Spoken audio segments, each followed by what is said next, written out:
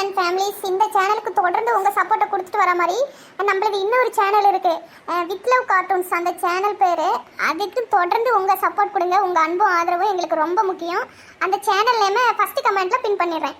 அப்புறம் இன்னொரு விஷயம், இந்த சேனலில் வீடியோ இல்லைன்னா அந்த சேனலில் போய்ட்டு செக் பண்ணி பாருங்கள். கண்டிப்பாக 2 சேனல்லையும் மாறி மாறி வீடியோ வந்துட்டே இருக்கும். அந்த சேனலையும் சப்ஸ்கிரைப் பண்ணி வச்சுக்கோங்க. இன்னொரு டைம் சொல்கிறேன், வித் லவ் கார்ட்டூன்ஸ் மறக்காமல் சப்ஸ்கிரைப் பண்ணி வச்சுக்கோங்க. ஏட்டி பொறநாளையே வந்துட்டியா? தேங்காய் மரத்துல எப்படி ஏறுறன்னு பாக்குறதுக்கு. சரி சரி. நீங்கள் தேங்காய் மரத்தில் ஏறுறது எனக்கு தெரியாது பாவம். நான் தேங்காய் மரத்தில் ஏறி மாங்காயை பறிக்கிறேன்னு சொன்னீங்கல்ல, அதை பார்க்கறதுக்காண்டி தான் வந்தேன். சீக்கிரம், எனக்கு நேரம் ஆகுது. எக்கா எக்கா, இந்த மரத்தை பார்த்த பின்னாடி கூடவா உங்களுக்கு எப்படி பறிப்பாங்கன்னு சொல்லிட்டு புரியல, முடியல என்னால். நல்லா சொல்லுமா கீதா, உங்க அக்கா எப்படி அறிவாளியா இருக்கான்னு பாரு.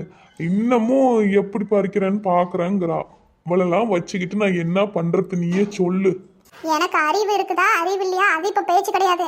நான் இப்போ கண் கூட பார்த்தாகணும். இப்போ நீங்கள் மரத்தில் ஏறுறீங்க, மாங்காயை பறிக்கிறீங்க. தென்னை மரத்தில் தான் ஏறணும்னு சொல்லிட்டேன். சரிட்டி, நீ அப்படி ஓரமா போ. மரத்துக்கடியிலேயே நின்று இருந்தா நான் ஏணியை கொண்டு எங்க வச்சு எப்படி மரத்துல ஏறுறது? கொஞ்சம் ஓரமா போய் அப்படி நின்றுக்க. சரி அப்பா, ஓரமாகவே போய் நிற்கிறேன். இன்னைக்கு நான் பார்க்காம இடத்த காலி பண்ண போகிறது கிடையாது. இந்த மனுஷன் இருக்கிற உயரத்துக்கு ஏணி வைக்காமையே பறிச்சு போட்டுருவாங்களாட்டுங்குது. இதில் வேற ஏணி வேற. 10 மணிக்கா, அந்த அண்ணா இருக்கிற ஒசரத்துக்கு ஏனியே தேவையில்ல பார்த்துக்கிடுங்க. நின்றுக்கிட்டே எல்லா தேங்காயும் சரி மாங்காயும் சரி பறிச்சு போட்டுடலாம். ஏனியை தேவையில்லாமல் என்னத்துக்கு சுமந்துக்கிட்டு கிடக்குற அப்படி?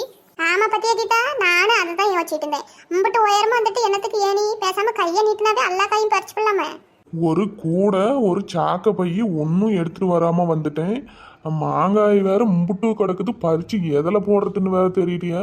இந்த 10 மணியை போக சொன்னாலும் போவாளா போக மாட்டாளா, என்ன சொல்லுவாளா தெரியல.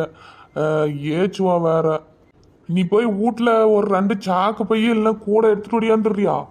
தேங்காய்க்கு ஒரு கூடையும் மாங்காய்க்கு ஒரு கூடையும் இல்லை சாக்கு போய் எடுத்துட்டு வந்தாலும் சரி, எதையோ ஒன்று போய் எடுத்துட்டு வரியா? ஏன் வரக்குலயே எடுத்துட்டு வரணும்னு தெரியாது? பறிச்சு பறிச்சு எங்க சோப்பில் போட்டுக்கிடலாம்னா ஏணி மட்டும் தூக்கி தலையில வச்சுக்கிட்டு டங்கு டங்குன்னு அந்த நெட்டக்கால போட்டுக்கிட்டு வந்துட்டு இப்போ எனக்கு வேலை வைக்கிறீங்க.